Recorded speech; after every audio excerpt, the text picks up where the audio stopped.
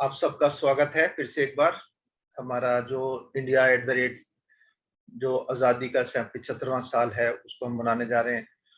तो उसके लिए हमने एक सीरीज शुरू करी थी जिसमें हम कुछ जो हमारे पुराने साइंटिस्ट हुए हैं, इंडिया के बड़े बड़े साइंटिस्ट हुए हैं जिन्होंने इंडिया के लिए बहुत बड़ा योगदान दिया, हम उनके जीवनों को भी लेके चल रहे थे। तो अब तक हमने 4-5 को देख लिया है, सीवी रमन को, रामाकृष्णा को, पीजे अब्दुल कलाम जी को, है ना, और भी कुछ कईयों को देखा। तो आज हम जो है एक बड़े जाने माने और बड़े नामी साइंटिस्ट जो कि ज्यादा उम्र तक नहीं जी पाए थे, है ना, लगभग मेरी उम्र के ही थे। तो बीरबल साहनी उनका नाम था, है ना? हम बीरबल साहनी जी के बारे में आज बात करेंगे। और इनका जन्म 1891 14 नवंबर 1891 को, और इनकी जो मृत्यु है वो 10 अप्रैल 1949 में इनकी मृत्यु हो गई।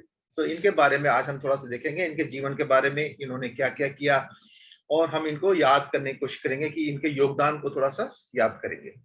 तो सबसे पहली बात मैं बता दूं कि ये किस फील्ड के साइंटिस्ट थे, है ना। ये थे पैलियोबॉटनी नाम की एक फील्ड है साइंस की, उसके लिए ये जाने जाते हैं। और ये जो इनका फील्ड था, ये स्टडी करता है जियोलॉजिकल पास्ट, यानी जो पुराने पौधे, पुराने फॉसिल्स जिनको बोलते हैं, पुरा जो कि पत्थरों के अंदर दब गए, उनको स्टडी करते हैं कि उस समय कैसा रहा होगा, क्या क्या चीजें होंगी, उस समय के पेड़ पौधे कैसे थे, उस समय की जलवायु कैसी थी, उस समय का रहन सहन, जो एनवायरनमेंट कैसे था, उसको स्टडी करते हैं। और ये जो है बड़ा एक टिपिकल है, क्योंकि बहुत मुश्किल है। एक पत्थर के अंदर, हर एक पत्थर में तो नहीं मिलेगा आपको, पर ये पत्तियां, टहनियां, फ्रूट्स, लकड़ी के टुकड़े और बहुत ही कम मिलते हैं, पर इसको स्टडी करना, तो इस फील्ड का नाम है पालियो बॉटनी। बॉटनी होती है पेड़ पौधों की, पर ये पेलियो मतलब हिस्टोरिक, पेलियो मतलब पुराना होता है, हिस्ट्री, है ना, हिस्टोरिकल, किसी चीज को पुरानी स्टडी को, हिस्ट्री को हम बोल देते हैं पेलियो। तो पेलियो बॉटनी ये एक फील्ड है। तो इनके माता पिता को सबसे पहले हम देखते हैं। इनके माता पिता का नाम, इसके पिताजी का नाम, इनके पिताजी का नाम था प्रोफेसर रुचिराम साहनी। ये साहनी परिवार से थे, साहनी लोग, है ना। और इनकी माँ का नाम था श्रीमती ईश्वर देवी। ये दोनों जो थे, ये प्री पाकिस्तान, पाकिस्तान बनने से पहले के पहले इंडिया के, हमारे उस समय के लोगों में से हैं। इन्होंने पार्टीशन से पहले के ही, ये इंडिया जब एक था उस समय की बात हम कर रहे हैं, क्योंकि हम 1891 की बात कर रहे हैं जब उनका जन्म हुआ था, बीरबल साहनी जी का 14 नवंबर 1891। तो काफी पुरानी बात है। अंग्रेजों का राज था, देश गुलामी में था, देश अलग अलग नहीं हुआ था, है ना, उस समय की हम बात कर रहे हैं। तो उस समय में एक बड़े चर्चित परिवार से इनका जन्म हुआ। और ये लोग उस समय में, जबकि लेडीज को बराबर नहीं समझा जाता था, उनको पढ़ाने के लिए बहुत ही सोचा जाता, पढ़ाना है कि नहीं, जल्दी उम्र में शादी कर दो। पर ये जो परिवार था, रुचिराम साहनी जी का जो परिवार था, ये खुद भी पढ़े लिखे व्यक्ति थे, और लड़कियों को, अपनी बेटियों को बहुत एनकरेज करते थे, इक्वल अपॉर्चुनिटी देने के लिए कि वो भी पढ़े, है ना, लड़कों के साथ इनके इन ये भी, मेरी बेटियां भी पढ़े। और बड़ी ताज्जुब की बात है कि इनकी जो वाइफ थी, जो बीरबल साहनी जी की जो माँ थी, जो कि एक पुरानी पंजाबी, जो लोग, जो अनपढ़ लेडी थी, ज्यादा पढ़ी लिखी तो उस समय होती नहीं थी, एक ऑर्थोडॉक्स परिवार से, है ना, जिनके बारे, जो कि मतलब टिपिकल पंजाबी जिसको बोल सकते हैं, पंजाबी लोग जो होते थे वो थी। पर उन्होंने अपने पति की बात को माना, और अपनी बेटियों को उन्होंने पूरा सपोर्ट करा पढ़ने के लिए, है। और एक बड़ा, एक रिवोल्यूशनरी स्टेप है, क्योंकि उस समय में, अर्ली सेंचुरीज में, जब देश की हम बात कर रहे हैं, जिस समय की बात कर रहे हैं, उस समय ये चीजें तो, मतलब लड़कों को भी पूरी पढ़ाई नहीं मिल पाती थी, उस जमाने की बात कर रहे हैं, तो लड़कियों की तो बात छोड़ो। तो लड़कियों को बहुत कम कोई सोचता था कि भाई ये लड़कियां भी पढ़ लिख लें, लड़कियों के पास थोड़ी सी बड़ी हुई, शादी करो, भेज दो। उस समय में इनकी माँ ने अपनी लड़कियों को बहुत प्रोत्साहन किया, अपने पति के साथ फुल सपोर्ट में थी। ये इनकी दो बेटियां थी, और इन दोनों बेटियों को, एक बड़ी, छोटी बेटी जो थी, है ना, उसका नाम था लाजवंती सब्बरवाल, उनका सब्बरवाल परिवार में विवाह हो गया। दूसरी का लीला था, उनका कोहली परिवार में शादी हो गई। पर एक बात है कि जो लीला कोहली थी, इनकी जो बेटी थी, ये पहली इंडियन वुमेन थी पंजाब यूनिवर्सिटी से ग्रेजुएट होने वाली। ये भी बड़ी एक कमाल की बात है ना, कि उन्होंने अपनी बेटियों को प्रोत्साहन दिया। लाहौर यूनिवर्सिटी से जो कि पंजाब यूनिवर्सिटी के नाम से जानी जाती थी, लाहौर में थी ये यूनिवर्सिटी।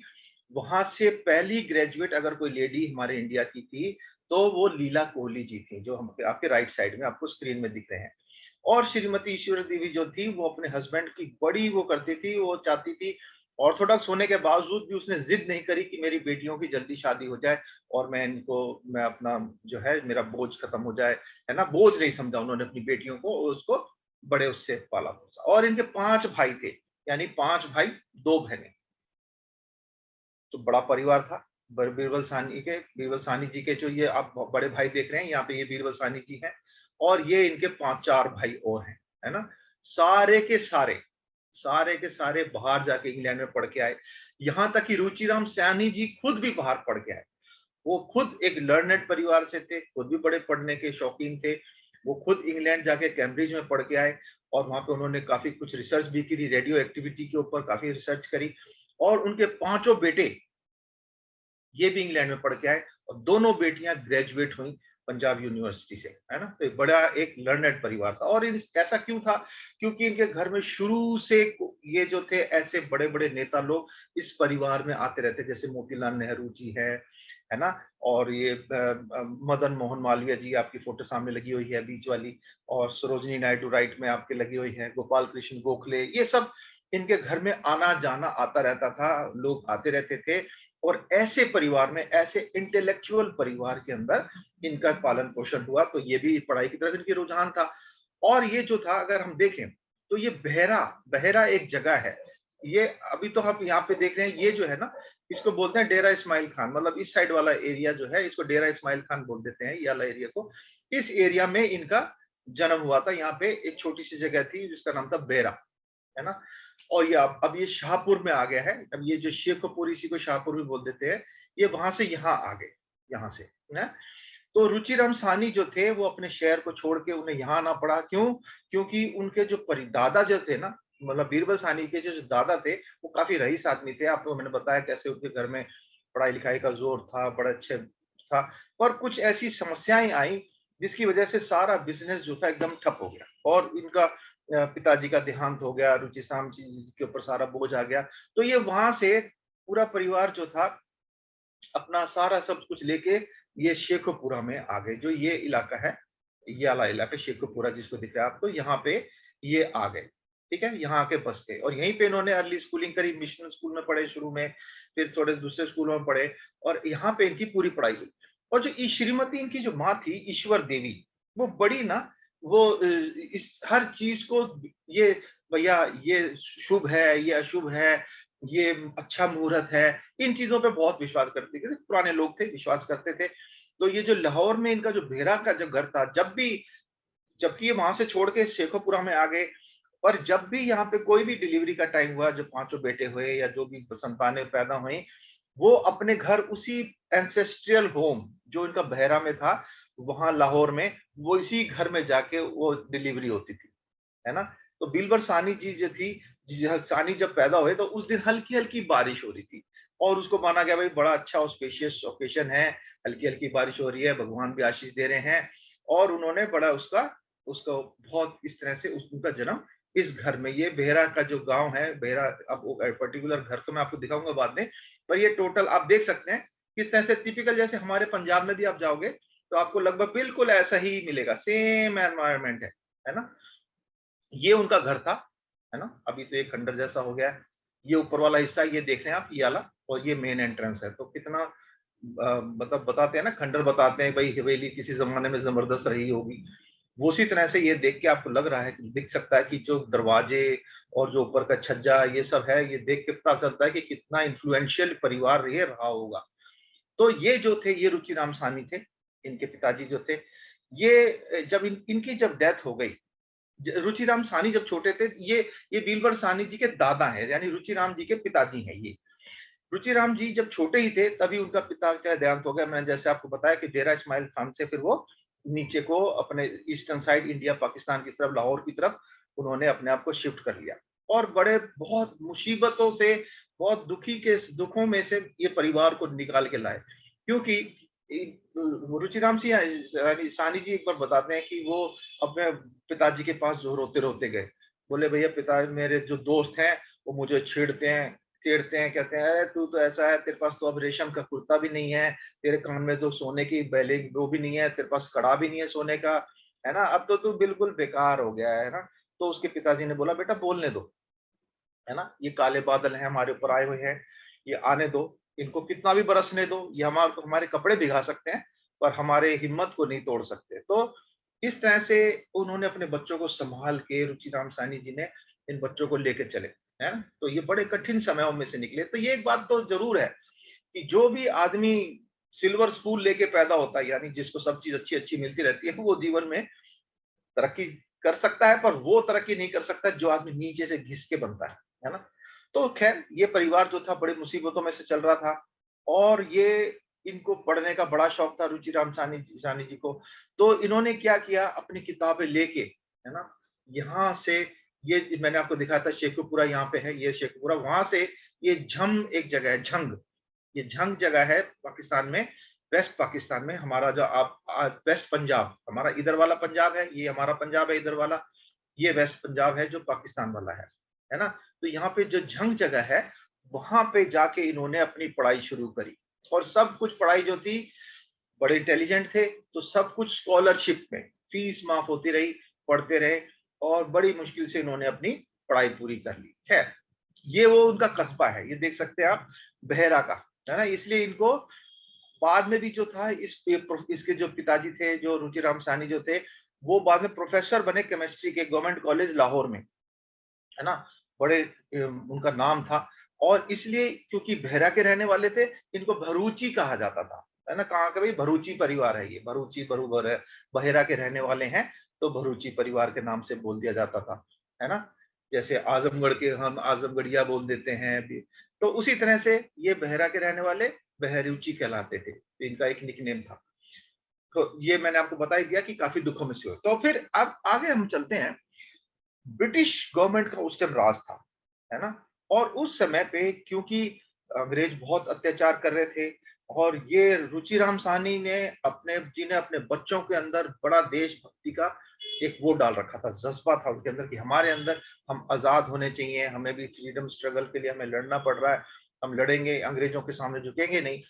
तो इन्होंने बहुत काम किया उसमें। तो उस समय क्या हुआ, आपको पता ही है, जैसे खिलाफत मूवमेंट हुआ था, है ना, खिलाफत मूवमेंट हुआ, और उसी टाइम पे ये जलियांवाला कांड अमृतसर में हो गया।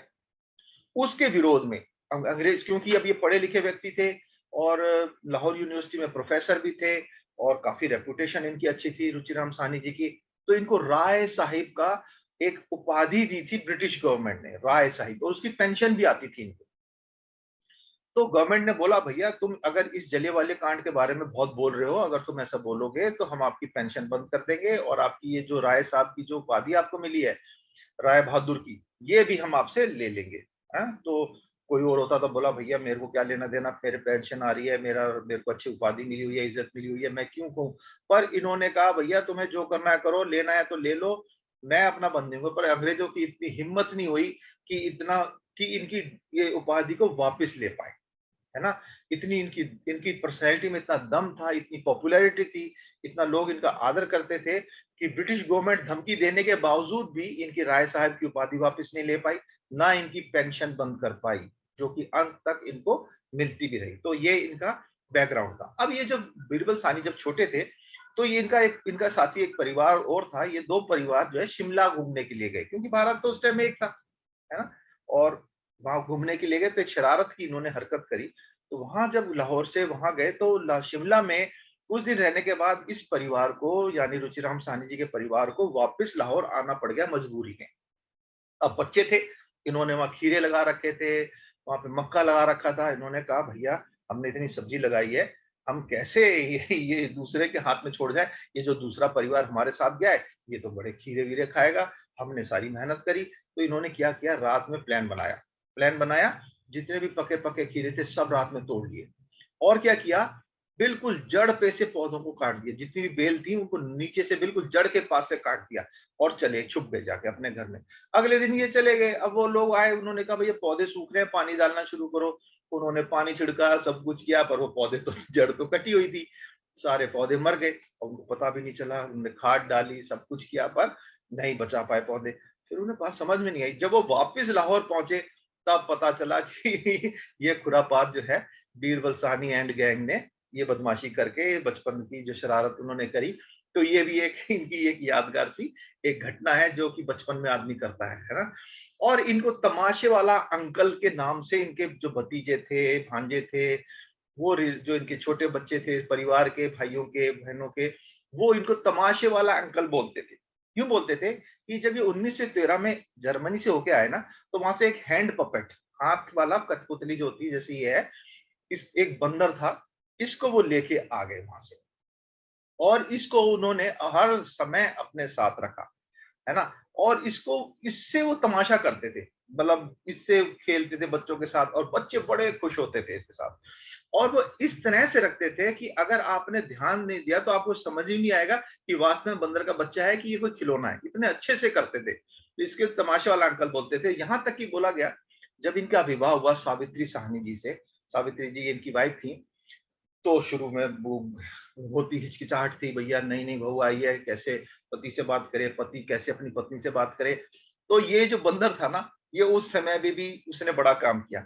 और वो जो आपस में ऑकवर्डनेस थी, यानी थोड़ा सा झिझक सी थी, शर्म सी थी, वो उस बंदर ने एकदम खत्म कर दी। और बंदर को वो पत्नी से के साथ भी उन्होंने खूब मजाक जो किया, तो वो सारा जो हिचक थी वो सब चीज दूर हो गई। बड़ा अच्छा एक वो काम किया। और इस बंदर को नाम उन्होंने लिखा था जिप्पी। जिप्पी था उस बंदर का नाम। वो आज भी अगर आप इनके वहां जाएंगे जहाँ पे आर्काइव्स में जी बीरबल साहनी जी का जो इनके आर्काइवल सामान पड़ा हुआ है, इनका जो चीजें पड़ी हैं, वहां जाएंगे तो वो बंदर अभी भी वहां है, जिप्पी नाम का, है ना, टॉय है वो, हैंड ग्लव्स वाला, ये आपको मिला। और इस बंदर को चाहे वो कहीं भी दुनिया में गए, बहुत घूमते थे, मैं आपको बताऊंगा आगे आगे कि कितना ट्रेवल करते थे ये। क्योंकि जो फील्ड इनका काम का था वो था ही ऐसा कि इसमें बहुत चलना पड़ता था, इधर से उधर, उधर से इधर, सी से, लैंड से, एयर से, जहां भी गए तो इस बंदर को अपने साथ जरूर लेके गए, है ना। और इस बंदर का नाम उन्होंने इसको बोला, ये मेरा लकी बंदर भी है ना, इसको बड़ा मानते थे, लकी बंदर है ये, जब मैं जाता हूँ मैं सक्सेसफुल होता है, तो इस बंदर को अपने साथ लेके जाते थे। अब ये परिवार, अब एक बात आती है कि भैया ये शौक इनको पड़ कैसे गया, कि पुरातत्व चीजों को, पुराने पेड़ पौधों के स्टडी करने का ऐसा कैसे शौक लग गया किसी को। तो हर एक जीवन में कुछ ऐसी घटना होती है जिससे आदमी जो है इतना इम्प्रेस हो जाता है, इतना इन्फ्लुएंस हो जाता है कि वो कहता है, उसका इंटरेस्ट बन जाता है उस चीज में। तो ये जो पिताजी थे इनके, ये इनको ले लेके घूमते थे बहुत। तो भैरा में वहीं के पास में ये खेवड़ा एक जगह है, सॉल्ट माइंस ऑफ खेवड़ा, दुनिया की फेमस माइन है ये। इसके इसकी जो खोज है, बताया जाता है सबसे पहले सिकंदर जो भारत में आया था, अलेक्जेंडर द ग्रेट जब आया था, उसने इस सॉल्ट माइन को ढूंढा था। क्योंकि उनके घोड़ों को चोट वोट लग गई थी और वो घोड़े जो थे बहुत कमजोर हो रहे थे। पर वो देखा उन्होंने घोड़े कुछ चाट रहे हैं। जब वो चाट रहे थे तो उन्होंने देखा कि घोड़े तंदुरुस्त भी हो गए, उनकी चोटें भी ठीक हो गई और वो हो गया। तो बाद में पता लगा कि जिस जगह वो चाट रहे थे वहां नीचे सॉल्ट माइंस थी, नमक की खदानें थी। और आज भी दुनिया में यहाँ से सॉल्ट जाता है, बहुत फेमस सॉल्ट है ये। खेवड़ा का सॉल्ट बहुत ही अच्छा सॉल्ट माना जाता है ये गुंतर।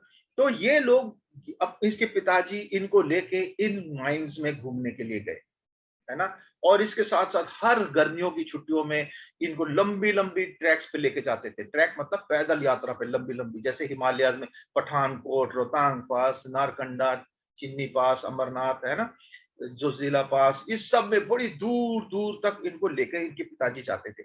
और वहां पे उन्होंने नोट किया कि ये पत्थरों के अंदर कुछ इस तरह के पेड़ पौधों की पत्तियां मुझे उन्हें दिखाई देने लगी, है ना। और जब उन्होंने ये देखा तो पिताजी से पूछने लगे ये क्या है।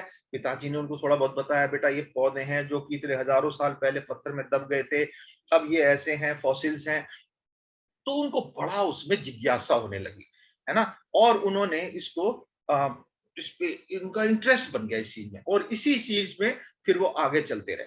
खैर, जब उनकी एजुकेशन स्कूल की पूरी हो गई तो उनके कॉलेज में जब वो गए तो उन्होंने गवर्नमेंट कॉलेज लाहौर ज्वाइन किया। वहां पे उन्होंने बॉटनी ही ले ली, है ना, बॉटनी। और वहां पे उनका प्रोफेसर था शिवराम कश्यप।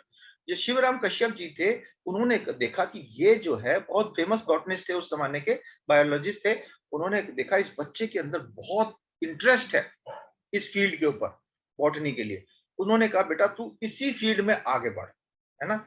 और उन्होंने उसको बहुत इंस्पायर किया कि बेटा तू इसी फील्ड में पढ़ो, वो बहुत अच्छे से पढ़ो। उसने देखा इस बच्चे में टैलेंट है, तो उसको प्रमोट करते गए, उसको और हेल्प करते गए। वहां से इन्होंने अपने लिए, देखिए ये जो है ना बॉटनी वाले, वो इस तरह से पुराने पौधों को फाइल फोल्डर्स बना बना के रखते हैं, है ना? जैसे मेरा बेटा भी था, उसने भी करा, तो उसके पास भी ऐसी फोल्डर है, उसने ऐसे बना बना के रखे हुए हैं। अगर ये हर्बेरियम बोलते हैं, है ना? पुराने पौधों को इकट्ठा करके, दबा करके, प्रेस करके और उसको फोल्डर्स में रखते हैं और उसको बोलते हैं हर्बेरियम। तो ये हर्बेरियम बना बना के उन्होंने बहुत स्टडी करी और जो भी पौधा नया मिलता था उसको लेके आ जाते थे। उस प्रोफेसर ने देखा इस बच्चे को पेड़ पौधे, नया पौधा दिखते ही इसको बड़ा इंटरेस्ट आता है, वो एकदम से लेके आ जाता है। तो उन्होंने उसको बोला तो इसी फील्ड में। अब ये अमलतास का पौधा आपने देखा होगा, ये पौधे हमारे इंडिया में बहुत लगे रहते हैं। इस समय पूरा फल फूल, इस समय इसमें फुल तरीके से फूल आए हुए होते हैं। अब ये यही सीजन है इसका जिसमें ये खूब फूल आते हैं, है ना? इसको गोल्डन शावर नाम से इन्होंने उसका नाम रख दिया। इस पौधे से इतना, जब वो एक बार छोटे थे तो देखा उन्होंने, उनको ये पौधा दिख गया और वो दौड़ के गए अपने भाई बहन को बताने, देखो मेरे को ये पौधा मिला। और उस पौधे को वो लेके आ गए अपने घर में, उन्होंने उखाड़ उखूड़ के लाए और घर में लगा दिया। और जब तक पार्टीशन हुआ, जब देश के बंटवारा हुआ और ये लाहौर से अपने इंडिया में इधर को आ गए, तब तक ये पौधा वहीं पे था, लास्ट तक था ये पौधा वहां पे, है ना? और इस पौधे का इतना इनसे लगाव था कि जब इन्होंने लखनऊ में, लखनऊ लाहौर से जब ये लखनऊ आ गए और वहां पे इन्होंने अपना बंगला बनाया, अपना घर बनाया, है ना, गोमती की नदी के किनारे, तो वहां पे भी उन्होंने रोड के दोनों साइड में यही पौधे लगवाए। तो ये गुलमोहर, इससे अमलतास से इनको बहुत लगाव था बचपन से। खैर, ये एक बात हो गई।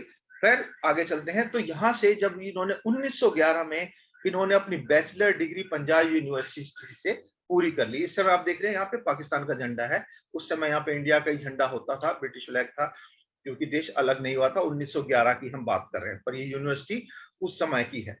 उसके बाद 1911 में जब इन्होंने अपनी खत्म करी, उसी साल ये कैम्ब्रिज में पढ़ने चले गए, 1911 में ही, है ना? वहां पे इमैनुअल कॉलेज जो है, कैम्ब्रिज का एक ब्रांच है, वहां पे जाके उन्होंने ग्रेजुएशन करने के लिए वहां पे गए। 1914 में वहां से पढ़ के आए और वहां पे इनको, उन्होंने इसी फील्ड में, जियोलॉजी में, बॉटनी में, बॉटनी के अंदर पूरी रिसर्च करी और अपना टैलेंट वहां पे दिखाया, तो बड़ा लोग इंप्रेस हुए। और 1919 में इन्होंने फिर से वहां से डिग्री करके doctorate of science, doctor of science British London university से इनको किस फील्ड में मिली? Research on fossil plant. जो फॉसिल प्लांट, वही जो मैंने बताया, जो पत्थरों के अंदर, मट्टी के अंदर, लकड़ी के अंदर दब जाते हैं, जो वैसे दबे रह गए, वैसे के वैसे प्रिजर्व हो गए, उन पौधों की स्टडी करके इन्होंने अपनी डॉक्टरेट पूरी कर ली। खैर, आगे चलते हैं। फिर जब ये ऐसा कर रहे थे तो जो वहां के प्रोफेसर थे, उन्होंने देखा कि ये किताब थी, असल में ये लॉसन्स बॉटनी करके किताब थी, टेक्स्ट बुक ऑफ बॉटनी। ये बड़ी फेमस किताब थी, है ना? जो भी बॉटनी पढ़ते थे उस समय बच्चे, उनको ये किताब पढ़नी ही होती थी। तो वहां जो प्रोफेसर थे उन्होंने कहा भैया ऐसा है, इसको ना तुम इंडियन स्टूडेंट्स के हिसाब से इसको थोड़ा सा ठीक ठाक करो उसको, है उनकी रिक्वायरमेंट के हिसाब से, इंडियन स्टूडेंट्स की रिक्वायरमेंट के हिसाब से इसको तुम एडिट करो, ठीक से बनाओ इसको पूरा। और उसके बोला हम तुम्हें समय $20 देंगे, सिर्फ 20 पाउंड, 20 पाउंड देंगे। और देखिए उस समय ना बोला कि भैया इसकी रॉयल्टी जो है हम आपको उसकी रॉयल्टी का हिस्सेदार बनाएंगे, कोई हिस्सेदार नहीं बनाया। और उससे बुरा ये कहा कि इसके बाद आप और कोई किताब भी नहीं लिखेंगे, जिससे कि ये किताब बिकना बंद हो जाए। और कोई किताब लिख सकते हैं, पर इस फील्ड में, इस फील्ड के ऊपर आप कोई किताब नहीं लिखेंगे, जिससे कि ये किताब की सेल कम हो जाए। तो फिर भी बीरबल साहनी जी ने उस समय में इस किताब को एडिट करके इंडियन स्टूडेंट के हिसाब से बनाया। और ये बड़ी फेमस किताब है, लॉसन्स बॉटनी की जो किताब है ना, बहुत फेमस किताब है। अब ये प्रोफेसर सानी, जैसे मैंने आपको बताया, ये बहुत दूर दूर ट्रेवल करते थे, क्योंकि पुरातत्व की चीजों को निकालना, उनके फॉसिल्स को निकालना, उनको ढूंढना, कहाँ मिलेंगे, ये एक घुमक्कड़ आदमी ही ढूंढ सकता है। हर एक आदमी ऐसे घर में बैठे तो मिलेगा नहीं। तो ये अपने पैशन के लिए बड़े लंबी लंबी यात्रा करते, हिमालयाज में और भी दूर दूर विश्व में भी जाते थे। और ये जो गुण था, ये जो शौक था, इनके पिताजी ने इनको डाला था। जैसे मैंने आपको बताया, बचपन से ही वो लेके इनको जाते थे। और यहाँ तक कि तिब्बत में 14,000 फीट की हाइट पे रोहतांग पास में, और तिब्बत के एरिया में पूरा नारकंडा, रामपुर, है ना, किल्बा, पूरा पाकिस्तान, इंडिया का श्रीनगर, द्रास, सारा एरिया, गली गली, पहाड़ पहाड़ घूमे हैं ढूंढने के लिए। तो इसका मतलब महान इतनी आसानी से नहीं बन जाता आदमी, है ना, बहुत मेहनत करनी पड़ती है। और इसके साथ साथ आपको एक चीज और बता दें, इनके कुछ और इंटरेस्ट भी थे। तो लोग कहते हैं भैया बॉटनी में इंटरेस्ट था, फॉसिलाइज्ड इंटरेस्ट था, और उसके साथ साथ इनको म्यूजिक का भी बड़ा शौक था। सितार, वायलिन बजा लेते थे, चेस का गेम खेलते थे, क्ले मॉडलिंग भी करते थे, यानी एक ड्राइंग भी करते थे। कई चीजों का इनका इंटरेस्ट था, पर मेन इंटरेस्ट इनका ये इसी फील्ड में था, जो जो हम बॉटनी वाला। और इसके साथ साथ एक और शब्द आता है, देखिए ये चीज आपको बता दूं, इसको बोला जाता है न्यूमिस्मैटिक्स। न्यूमिस्मैटिक्स है। ये न्यूमिस्मैटिक्स क्या होता है? जो पुराने सिक्कों को ढूंढते हैं, पुराने सिक्कों को इकट्ठा करते हैं और उसके ऊपर स्टडी करते हैं। तो इनका ये भी एक बड़ा शौक था, है ना। वैसे तो ये मैंने आपको बता दिया, पैलियोबॉटनिस्ट थे, जियोलॉजिस्ट थे, पर एक फील्ड ये भी इनका बड़ा फेमस था, जो कि हम आगे देखेंगे, न्यूमिस्मैटिक्स का, जो कि पुराने सिक्कों की स्टडी करना। देख रहे हैं आप, ये पुराने पुराने जमाने के सिक्के हैं, उनको भी स्टडी करते थे। और जब ये कंप्लीट कर ली उन्होंने 1919 में अपनी स्टडी, तो ये वापस भारत को आ गए। 1919 में वापस भारत आ गए और बनारस हिंदू यूनिवर्सिटी में इन्होंने एक प्रोफेसर की तरह नौकरी करना शुरू कर दिया। यहाँ पे वो 1 साल तक उन्होंने पढ़ाया, मजा नहीं आया, दिल नहीं लगा, या क्या हुआ जो भी है, पर वहां से ये फिर जो है लाहौर चले गए, क्योंकि अपना घर अपना ही होता है। लाहौर चले गए पंजाब यूनिवर्सिटी में, वहां पे भी एक ही साल उन्होंने 1920 से 1921 तक वहां पे इन्होंने वहां पढ़ाते रहे। और 1921 में इनको फिर से अपॉइंट किया गया लखनऊ में, यूनिवर्सिटी ऑफ लखनऊ में बॉटनी का प्रोफेसर के लिए। और वहां पे ये जब तक इनकी मृत्यु नहीं हुई 1949 में, तब तक यहीं पे इसी यूनिवर्सिटी में, ये लखनऊ में पढ़ाते रहे। तो ये उनका फेवरेट और अंतिम जगह और सबसे मेन जगह हो गई लखनऊ यूनिवर्सिटी। ठीक है। अब यहाँ पे इनकी चरित्र के बारे में कुछ बातें, जो इनके स्टूडेंट्स इनके बारे में बताते हैं। ये बताते हैं कि ये बीएससी की क्लासेस खुद लेते थे, जबकि प्रोफेसर थे, बहुत बड़े थे, जूनियर स्टूडेंट्स को पढ़ाने के लिए जरूरत नहीं थी इनको। पर ये कहते थे जूनियर स्टूडेंट्स को जब तक अच्छे से शिक्षा नहीं मिलेगी, वो आगे नहीं बढ़ पाएंगे। उनको बड़ा संभाल के, उनको इंस्पायर करके, उनको गाइड करके, बच्चों को, नए नए जो स्टूडेंट्स होते थे उनको आगे चलते थे। और बच्चे इनको इतना प्यार करते थे, बहुत ज्यादा। एक बार ऐसा हुआ कि खुद चेक करते थे, कई बार डांट भी देते थे, है ना। डांटने का तरीका भी इनका बड़ा प्यारा था। वो मतलब ऐसा नहीं कि एकदम से किसी को डिसहार्टेड कर दें, किसी को एकदम ही वो कर दें, पर वो ऐसा होता था कि जो काम नहीं कर रहा ना कामचोर, वो मेहनत करना शुरू कर देता था, और जो कर रहा है वो और अच्छे से करना शुरू कर देता था। ये एक बड़ा गुण था इनके अंदर, एक अच्छे टीचर की गुण थे। और जो इनकी वाइफ थी, एक बार क्या हुआ, इन्होंने कहा भैया ऐसा है, जो अंडर ग्रेजुएट स्टूडेंट्स हैं ना, उनको मैं नहीं पढ़ाऊंगा, उनको जो दूसरे प्रोफेसर लोग पढ़ाएंगे, मैं सिर्फ सीनियर स्टूडेंट्स को पढ़ाऊंगा। तो सारे स्टूडेंट इनकी वाइफ के पास पहुंच गए, मैडम ये तो बड़ा मुश्किल हो जाएगा, हमारे को सानी सर से पढ़वाना है, आप प्लीज हमारे लिए बातें करें। तो मिसिस सानी ने जो है उनसे बातें करी, बताया कि भैया बच्चों की ये डिमांड है। तो उन्होंने फिर से उनको पढ़ाना शुरू कर दिया, जो अंडर ग्रेजुएट स्टूडेंट्स थे उनको भी पढ़ाना शुरू कर दिया। और ये आप देख रहे हैं लखनऊ का है, Birbal Sahni institute of palaeobotany, ये लखनऊ में है, जो आज तक इनके नाम से चल रहा है। ठीक है।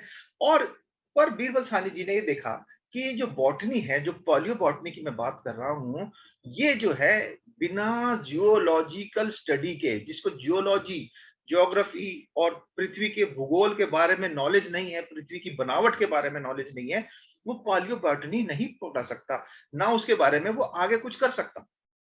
तो उन्होंने बड़ी मेहनत करी और उन्होंने काफी बोला कि भैया हमारे को एक डिपार्टमेंट स्टार्ट करना चाहिए, डिपार्टमेंट ऑफ जियोलॉजी भी स्टार्ट करना चाहिए, जो कि बहुत जरूरी है अगर हम पैलियोबॉटनी की बात कर रहे हैं। तो उन्होंने बात करते करते करते 1943 में ये डिपार्टमेंट भी खुल गया, खोल दिया गया। तो ये भी अभी आप जाएंगे तो लखनऊ में है, centre of applied study of in geology. तो जियोलॉजी और पैलियोबॉटनी दोनों फील्ड ऐसे हैं जो साथ साथ चलते हैं, है ना। तो ये बहुत जरूरी था। तो एक इंसिडेंट आता है 1923 में, एक बाढ़ आ गई लखनऊ में, बहुत बाढ़ आ गई और सब परिवार जो थे बेघर से हो गए। तो सारे परिवार जो थे प्रोफेसरों के, वो एक ही जगह, जो ऊंची जगह थी वहां पे आ गया। तो किचन एक ही था, तो सब परिवार एक एक करके अपना खाना वाना बनाते थे और ऐसे करते थे। तो एक दिन क्या हुआ, जो कुक था वो खाना बनाने के लिए आग लगा रहा था, और आग लगा रहा है, आग लगा रहा है, आग नहीं लग रही। मिसेस सानी बड़े गुस्सा हो गई, क्योंकि जो उनका उनका टर्न था उस टाइम। वो आई, उन्होंने कहा तू क्या कर रहा है, आग हिला, थोड़ा जल्दी से आग लगा। बोला मैडम मैं 1 घंटा हो गया, मैं इस लकड़ी को आग लगा रहा हूँ, मैं पंखा जला लिया, मैंने सब कुछ कर लिया, ये लकड़ी नहीं जल के दे रही। तो मैडम बोली तू हट, मैं देखती हूँ। है, वो आई, उन्होंने उस लकड़ी को निकाला तो उनके होश उड़ गए। वो लकड़ी 60 मिलियन साल पुरानी लकड़ी थी, 60 मिलियन साल पुरानी लकड़ी थी, जो कि उनके पति किसी तरीके से बाढ़ में अपने आप को डुबाते हुए कैसे भी करके उस लकड़ी को बचा के लाए थे। और वो कुक के हाथ में पता नहीं कहां से लग गई, वो शुक्र ये कि जली नहीं थी वो लकड़ी, और वो फॉसिलाइज्ड लकड़ी थी, 60 मिलियन साल पुरानी लकड़ी थी वो। उस लकड़ी को बचा के लाए, और वो इंसिडेंट याद आता है कि कैसे वो जलते जलते वो बच गई लकड़ी है। तो ये भी एक बात है। इनके पढ़ाने के तरीके को लोग बड़ा तारीफ करते थे कि बहुत अच्छी मेमोरी थी इनकी, है ना। कोई कोई भी बात है कोट करना है, किसी रेफरेंस को बताना, तो वो उसमें उनको याद रहता था कि फलानी जगह लिखा है। उसकी बताया मेमोरी इतनी जबरदस्त थी कि गिफ्टेड थी, उनको एक दान था उनको ये, कि उनको सब चीज याद रहती थी। और वो हर चीज को बड़े प्यार तरीके से, बड़े सही तरीके से, और सबका अटेंशन, लोग ना भटकते नहीं थे। जब वो बोलते थे तो उनका ध्यान लगा रहता था कि सर क्या बोल रहे हैं, इतना इंटरेस्टिंग तरीके से बोलते थे, तो लोगों का ध्यान उस पर बना रहता था। उनका प्रोनाउंसिएशन, उनका जो एक्सेंट था, वो सब जो था बहुत चार्मिंग था। उनके लेक्चर बड़े अच्छे लगते थे। यहाँ देखिए, यहाँ पे जवाहरलाल नेहरू जी भी बैठे हुए हैं, यहाँ पे है ना, उनकी पत्नी सावित्री देवी बैठी है, और यहाँ पे जवाहरलाल नेहरू जी भी बैठे हुए हैं। खैर, अब इनके बारे में थोड़ा सा कि इन्होंने क्या क्या कुछ खास खास चीजें की, बहुत सारी चीजें करी, सबको हम नहीं देख पाएंगे, कुछ चीजों को हम देखेंगे। उनका जो प्रॉब्लम सॉल्व करने का तरीका जो था ना, वो बहुत साइंटिफिक था। और एक कॉन्टिनेंटल ड्रिफ्ट की जो थ्योरी है, कॉन्टिनेंटल ड्रिफ्ट मतलब, जैसे मैं आगे दिखाऊंगा आपको, कॉन्टिनेंटल मतलब पूरा, जो पहले बोलते थे पूरी पृथ्वी जो थी, सारी जमीन एक ही जगह थी, पेनगिया बोलते थे, और वहां से वो टूट टूट के अलग अलग कॉन्टिनेंट्स बन गए। चट्टाने, जो जमीन की बड़ी बड़ी चट्टाने हैं, वो एक जगह से दूसरी, एक दूसरे से अलग होती गई, और ये कॉन्टिनेंट्स अलग बन गए, है ना। तो उन्होंने इसको, ये उस जमाने में कैसे कैसे वहां इंडस वैली सिविलाइजेशन के अंदर गेहूं के दाने, वो जो खाने, चावल के दाने कैसा वाला बोते थे, कौन सा वाला चावल बोते थे, कैसे गेहूं होते थे, उस जमाने के गेहूं में आज के गेहूं में क्या फर्क है, ये सारा स्टडी करते थे। ये है पोलियोबॉटनी। और एक बहुत जबरदस्त आपको बात बता दूं, जो जनरल नॉलेज की बात है, हम रोहतक रोहतक बोलते रहते हैं। तो रोहतक का नाम रोहतक क्यों पड़ा, ये भी, इसके पीछे भी हम बीरबल साहनी जी को एक श्रेय दे सकते हैं। ये शहर जो रोहतक है, ये रोहितिका, रोहित्य का एक प्लांट है। देखिए ये है रोहितिका प्लांट, है ना, ऐसा फल होता है, ऐसे पत्ते होते हैं। ये किसी जमाने में इस इलाके में होता था। अब ये रोहतक में अभी वहां है, अभी भी है वहां पे, पर अभी बाकी इलाकों में, पंजाब और ये जो बाकी इलाका है नॉर्थ का, उसमें से खत्म हो गया। और ये जो था, ये पंजाब में किसी जमाने में और हरियाणा में इस बेल्ट में होता था। तो रोहतक जो जगह है, वो इस रोहितिका, रोहितका जो प्लांट है, इसके नाम से बना है। एवरग्रीन प्लांट है, हमेशा हरा रहता है। और ये इसके इसके जो, ये जो छाल है ना इसकी, वो एस्ट्रीजेंट, एस्ट्रीजेंट यानी क्या कहेंगे, एक शुद्धिकरण के लिए, किसी कीटाणु को मारने के लिए, एस्ट्रिंजेंट के लिए इसको यूज किया जाता था, इसकी छाल को। तो ये रोहतिका जो है, ये भी इन्होंने इसका स्टडी किया, क्योंकि फॉसिल में मिला उन्हें पता, फॉसिल में किया उन्होंने, स्टडी किया उन्होंने, फिर पता लगाया कि ये रोहतक जो शब्द है, ये रोहितिका से बना है। और इन्होंने रोहतक में ही एक और चीज पता किया, वहां पे एक ये कोराकोट जगह है, कोराकोट है, हरियाणा में ही है। वहां पे उन्होंने देखा कि कैसे सिक्के निकाले, सिक्के का एक मोल्ड मिला, एक बड़े डिब्बा मिला। उन्होंने उसको खोदा, ढूंढा ढांडी, क्योंकि एक, देखिए ये भी एक कमाल की बात है ना, हमें भी बहुत सारे डिब्बे मिल सकते हैं, बहुत सारी मोल्ड मिल सकते हैं, पर हम उसको नजरअंदाज कर देंगे। पर ये भाई साहब उसको देखते थे, क्यों है ये, क्या है। उन्होंने उसको देखा दाखा, तो अंदर से उसमें सिक्के ढालने वाली जगह मिल गई, तो सिक्के ढलते थे वहां पे यूरोप में। और उन्होंने जब सर्च करी, तो उन्होंने देखा कि उस समय यूरोप में भी सिक्के ढले जा रहे हैं, रोम में भी सिक्के ढल रहे हैं, चाइना में भी, नॉर्थ अमेरिका में, सब में सिक्के ढलाई होती थी उस जमाने में। तो उन्होंने स्टडी किया, कंपेयर किया है इंडिया के इस जो ये मोल्ड इन्होंने कोराकोट में मिला था, खोखरा कोट में, उसके साथ उसको कंपेयर किया, और उन्होंने पाया कि इंडिया का जो सिक्का है वो यूरोप के और रोमन एरा से भी कई 100 साल पुराना है। मतलब हमारे सिक्के और भी पुराने थे। और दूसरी बात ये थी कि जिस तरीके से ये सिक्के बना रहे थे, उससे अच्छे तरीके से हमारे देश में सिक्के बनते थे। तो हमारा देश, इसका मतलब बहुत उस समय टेक्नोलॉजिकली बहुत हाई था, है ना। और ये सिक्के उन्होंने डोनेट किए। अगर आप जाएं आज नेशनल म्यूजियम में जाएंगे, साइंस नेशनल म्यूजियम जो हमारा इंडिया गेट के पास है, तो वहां पे आपको अभी भी ये सिक्के जो उन्होंने डोनेट करे थे बीरबल साहनी जी ने, ये सिक्के वहां पे हैं, है ना। तो बड़े कमाल की बात है। और इसके लिए ये जो इन्होंने नुमिस्मेटिक जो मैंने बताया था, सिक्कों का कलेक्शन जो स्टडी करते हैं आर्कियोलॉजिकल, उसके लिए एक बड़ा ब्रिटिश गवर्नमेंट ने इनको इनाम दिया, नेल्सन राइट मेडल।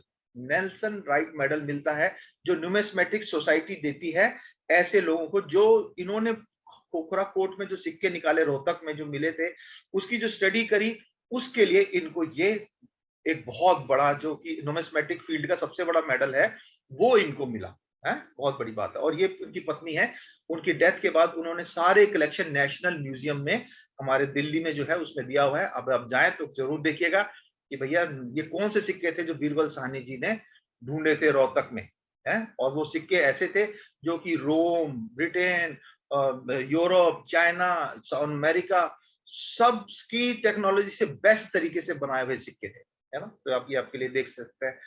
फिर अब ये बीरबल साहनी जो थे, ये जब इंडिया में आ गए तो इनको डीन बना दिया गया, dean of the science faculty 1933 में, है ना। अब ये अपने प्रोफेसर बनते रहे और ये डीन बने रहे, जैसे मैंने आपको बताया, लखनऊ में 1949 तक, अपनी मृत्यु तक ये बने रहे। उन्होंने कई किताबें भी लिखी, उसमें से एक किताब ये है जिसको कि ये royal society of London publish करती है। ये बहुत फेमस किताब होती है, philosophical transaction of the royal society of London. जैसे कि हमारे जितने भी, मैंने साइंटिस्ट की बात करी पहले भी, सीवी रमन की बात करी, रामाकृष्ण रामानुजन की बात करी, है ना, और भी कुछ कई कई साइंटिस्टों की बात करी। तो जो भी ऐसे बड़े साइंटिस्ट हुए हैं, उनको उन्होंने, उनकी जो किताबें हैं ये रॉयल सोसाइटी ऑफ लंदन में जरूर छपी है, क्योंकि ये एक बहुत मतलब एक ये कह सकते हैं कि भैया इसमें छप गई, आपका आर्टिकल इसमें छप गया, तो इसका मतलब आपने सच में बहुत मेहनत करी है, वैल्यूएबल है, आपका वैल्यूएबल आइटम, आपने जो रिसर्च करी है उसकी कुछ कीमत है, इसलिए यहाँ पे छपी है। तो उन्होंने ये किताब उनकी यहाँ पे छपी। 1929 में इनको डॉक्टरेट की, साइंटिस्ट की doctorate of science university of Cambridge से इनको डिग्री मिल गई। वहां से फिर ये आए इंडिया में और इन्होंने अपनी स्टडी, जो मैं आपको बता रहा था कॉन्टिनेंटल ड्रिफ्ट, देखिए ये है वो गोंडवाना, जिसको पैंगिया भी बोल देते हैं। ये गोंडवाना जो है पूरा सारा कॉन्टिनेंट जो थे, साउथ अमेरिका, अफ्रीका, ऑस्ट्रेलिया है, अंटार्कटिका और मिडल ईस्ट, ये सारा इंडिया, ये सारा एक ही जगह था, जमीन सारी एक जगह थी और पानी सारा एक तरफ था। फिर ये बोलते हैं ये जो ड्रिफ्ट यहाँ से टूट टूट के, जैसे ये यहाँ से अलग हो गया, ये अफ्रीका यहाँ से अलग हो गया, इंडिया यहाँ से अलग होके चाइना और इंडिया ये ऊपर चला गया, ऑस्ट्रेलिया इधर साउथ को चला गया, एंटार्क्टिका नीचे चला गया। तो ये कहते हैं ड्रिफ्टिंग शुरू हो गई, ड्रिफ्टिंग शुरू हो गई, है ना। जो कॉन्टिनेंट्स थे वो टूट टूट के अलग अलग दिशा में जाने लगे।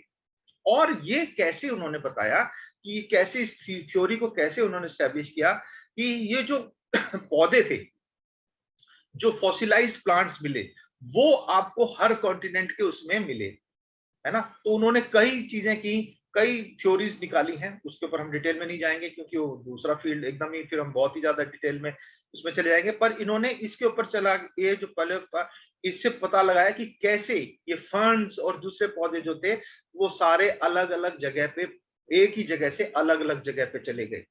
तो मतलब पहले एक ही था। और उन्होंने ये भी बताया कि यहाँ कब आरंभ हुआ है, कॉन्टिनेंटल ड्रिफ्ट से। जब ड्रिफ्ट कैसे होगा, देखिए जब ये एक चट्टान यहां से आ रही है, बड़ी टेक्टोनिक प्लेट है, बहुत बड़ी प्लेट है ये, है ना, और इधर से कॉन्टिनेंटल क्रस्ट आ रही है, ये दोनों आपस में यूं टकराएंगी। जब टकराएंगी तो पहले तो ये बीच में से ऐसे उठ जाएगा, क्योंकि कोई भी चीज ऐसे टकराएगी तो उठेगी। तो हिमालय कब उठना शुरू हुआ, उसकी एज कब से शुरू हुआ होगा, ये सारी चीजें इन्होंने स्टडी करना शुरू कर, और ये इनकी बड़ी एक, ये हम जो इनको आज याद कर रहे हैं वो इसी इनकी खूबी के बारे में याद कर रहे हैं, क्योंकि ये इन्होंने इतना रिसर्च करके हमारे को ये सब चीजें बताई। और इनको फिर बाद में इंडियन बॉटनिकल सोसाइटी का प्रेसिडेंट बना दिया गया है ना, president of the Indian botanical society. और ये वहां पे बने रहे हैं, और काफी ये आज भी इनके नाम से बीरबल साहनी बॉटनिकल सोसाइटी या पुरातत्व, पता नहीं क्या है, प्रति विज्ञान संस्थान है, हिंदी में है। खैर, एक बहुत बड़ी उपलब्धि एक और इनकी है कि इनको fellow of the royal society of London, इसमें नाम आना हजार मजाक नहीं है, इनको अपॉइंट कर दिया गया एक फेलो की तरह, fellow of the royal society of London, कि भैया जिस फील्ड में आप काम कर रहे हो बॉटनी में, ये आप इस सोसाइटी में, रॉयल सोसाइटी ऑफ लंदन में आने के योग्य हो। इसमें आने के बाद आप सीधा रानी के अधीन आ जाते हैं, इस आपको कोई अरेस्ट नहीं कर सकता बिना रानी की इजाजत के बिना, आपको बहुत सारे अधिकार मिल जाते हैं, बहुत सारा आदर मिलता है। और एक बड़ी इज्जत वाली बात है जो कि हर एक आदमी को नहीं मिलती है ना, पर ये इनको, प्रोफेसर साहनी को इसमें रिस्पेक्टफुली इनको ये पद मिला गया। और इन्होंने क्योंकि जियोलॉजिकल सर्वे को बोला था कि भैया हमारे को एक डिपार्टमेंट हमारा भी होना चाहिए, तो इनके इनकी क्योंकि फील्ड इनका ऐसा था कि भाई जियोलॉजी और ये बॉटनी दोनों साथ साथ चल रही है, तो इनको जियोलॉजिकल सर्वे ऑफ इंडिया ने इनको बहुत इज्जत दे के, हेडक्वार्टर जो कलकत्ता में है, अगर आप आज भी वहां जाएंगे तो वहां पे आपको बी साहनी, बीरबल साहनी जी के नाम से उनका ये बस्ट, इसको बोलते हैं बस्ट, है ना, बस्ट जो है वहां पे लगा हुआ आपको कलकत्ता में मिलेगा। कभी आप जाएं जियोलॉजिकल सर्वे के वहां पे हेडक्वार्टर में, तो आप जरूर देखिएगा, ये उनका बस्ट वहां पे लगा हुआ है। और फिर इनके नाम से कई एकेडमियां, नेशनल एकेडमी ऑफ साइंस खोला गया, है ना। इन्होंने बहुत मेहनत करी इस फील्ड में कि भैया मैं ये इस फील्ड में हो, तो इतना जब एजुकेशन में बढ़ रहे थे, तो अब उस समय देश आजाद हो गया 1947 में, और जो पार्टीशन होना था हो गया, सब बड़ा, जो भी देश एक बड़ी बुरी दशा में से होकर निकला, खैर अब स्टेब्लिश हो रहा था। तो हमारे जो एजुकेशन मिनिस्टर थे सबसे पहले, मौलाना अब्दुल आजाद, उन्होंने इनको बोला भैया तुम हमारे secretary of ministry of education बन जाओ, क्योंकि तुम एजुकेशन पे तुम्हारा बड़ा अच्छा, तुम्हारा होल्ड है, तुमने इतना एजुकेशन के लिए बड़ा, इतने इंस्टीट्यूट्स बनाए हैं शुरू से प्रोफेसर में, और इतने बच्चे तुम्हारा रिस्पेक्ट करते हैं, तो आपको हम सेक्रेटरी बना देते हैं एजुकेशन का। तो उन्होंने कहा ठीक है, बड़े आदर की बात है, मैं बन जाता हूँ। पर इनका दिल नहीं माना, और ये रात भर बड़े परेशान घूमते रहे। पत्नी पूछती भैया क्या बात हो गई, क्यों आप ऐसे घूम रहे हो? तो उन्होंने कहा मैंने हाँ तो कह दिया है, रात को उठा के पत्नी को बोला, पर मुझे ना मेरा दिल नहीं हो रहा, मन नहीं रहा। तो उसकी पत्नी ने कहा, उनकी पत्नी ने बोला ठीक है आप मना कर दो। तो उन्होंने रात में ही दूसरा टेलीग्राम भेजा कि पहले टेलीग्राम को कैंसिल कर दिया जाए, और उन्होंने बोला मेरी पूरी जिंदगी पढ़ाई में बच्चों की रिसर्च के लिए और इंस्टीट्यूट की बढ़ोतरी के लिए निकल गई है, अब मैं नहीं चाहता कि मैं इस समय इस काम को छोड़ के कुछ और करूं, है ना, आप प्लीज मेरे इसको रिजेक्ट कर दीजिए। तो उन्होंने उसको मना कर दिया, पर ये ऐसा करना हर एक के बस की नहीं था। अगर कोई होता तो कहता भैया बढ़िया है, secretary of ministry of education, इतनी बड़ी पोस्ट मिल रही है मुझे, चला जाता हूँ, है ना, आराम से नौकरी में पैसा मिलेगा। पर अब बीरबल साहनी जी ने उसको रिजेक्ट कर दिया। फिर एक बड़ी समय आया जब उन्होंने बहुत दिनों से इसके लिए बोल रहे थे कि वो भैया हमारे को पैलियोबोटनिकल सोसाइटी इंडिया में स्टैब्लिश होनी चाहिए, एक सोसाइटी बननी चाहिए, डिपार्टमेंट ऑफ बॉटनी लखनऊ में बनना चाहिए, और उसके लिए हमारे को बहुत कुछ करना है। तो जवाहरलाल नेहरू जी बड़े एजुकेशन को प्रमोट करने वाले व्यक्ति थे, और वो भी खुद भी साइंस के पढ़े हुए स्टूडेंट थे। तो उन्होंने कहा, उन्होंने उसका इनॉग्रेशन किया लखनऊ में 1949 में, है ना, याद रखिए 3 अप्रैल 1949 को इन्होंने इनॉग्रेशन किया। और सही 7 दिन के बाद हमारे बीरबल साहनी जी का दिल का दौरा पड़ने से देहांत हो गया। यानी जिस फील्ड को वो इतना प्रमोट करने के लिए इतने दिनों से स्ट्रगल कर रहे थे कि गवर्नमेंट से मुझे जमीन मिल जाए, मुझे एक डिपार्टमेंट स्टेब्लिश करने की जगह मिल जाए, तो जब उसका इनॉग्रेशन हो गया और जब उसको बनाने के लिए सब चीज काम करने की जरूरत आई, उसी समय एक हफ्ते बाद ही ये 3 अप्रैल 1949 को इनॉग्रेशन हुआ, और 10 अप्रैल 1949 को दिल का दौरा पड़ने से इनकी डेथ हो गई, है ना। तो ये हमारे बीरबल साहनी जी थे। तो पर अंत में क्या हुआ, इनकी पत्नी ने इनका बीड़ा उठाया, है ना, जो सावित्री देवी थी, उन्होंने बीड़ा उठाया और वो बहुत सालों तक इस फील्ड को, इस डिपार्टमेंट को संभालती रही। पढ़ी लिखी लेडी थी, उनको गवर्नमेंट ने, क्योंकि वो भी इस फील्ड में काफी पढ़ी हुई थी, तो उन्होंने इनको मौका दिया। तो वो उनका जो काम था वो आज भी रिकॉग्नाइजेबल है। लोग तारीफ करते हैं कि उन्होंने कितने अकेले ही उस फील्ड को संभाल के रखा। तो ये हमारे बीरबल साहनी जी थे, इनके बारे में आज हमने देखा। हमारे देश के एक बड़े साइंटिस्ट जिनको हम बहुत दफे भुला देते हैं, है ना।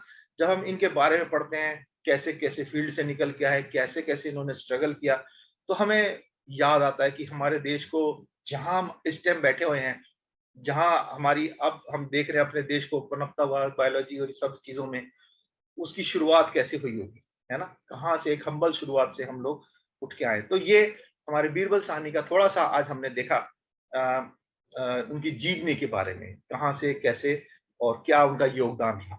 तो होप आपको अच्छा लगा होगा। ये है, चलिए, बड़ा अच्छा लगा आप लोग सब आए। अगली बार फिर मिलते हैं, ठीक है। तब तक के लिए सबको बाय बाय, स्टे सेफ सुरक्षित रहिए, खुश रहिए।